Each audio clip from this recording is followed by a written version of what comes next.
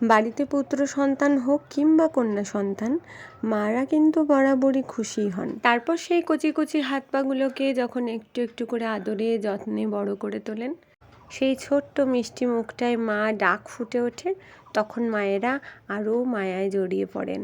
কিন্তু তবুও যেন মেয়েরা বাবার কাছেই বেশি প্রিয় হয়। বাবা কাজের থেকে বাড়ি ফিরে এলে এক গ্লাস জল যখন মেয়ে দিতে শেখে, তখন মেয়েরা মায়ের রূপ ধারণ করে। আর সেই ছোট্ট মেয়েটা যখন একটু একটু করে বড় হয়ে যায় বাবা মায়ের সামনে, তখন চলে আসে এমন একটা দিন, যে দিনটাতে এই মেয়েটাকেই তুলে দিতে হয় অন্য কারোর হাতে।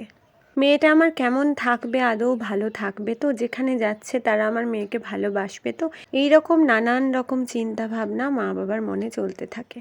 সব কিছুর শেষে এইটুকুই চাহিদা থাকে, মেয়েটা যেন ভালো থাকে, মেয়েটা যেন খুশিতে থাকতে পারে। মেয়েদের নিজস্ব কোনো বাড়ি হয় না, যে বাড়িতে যায় সেই বাড়িটাকেই তারা গুছিয়ে নিজের করে নেওয়ার চেষ্টা করে। মেয়েরা বড় আদরের জিনিস। সম্মান, আদর আর যত্ন পেলে মেয়েরা আজীবন দাসী হয়ে থাকতে পারে।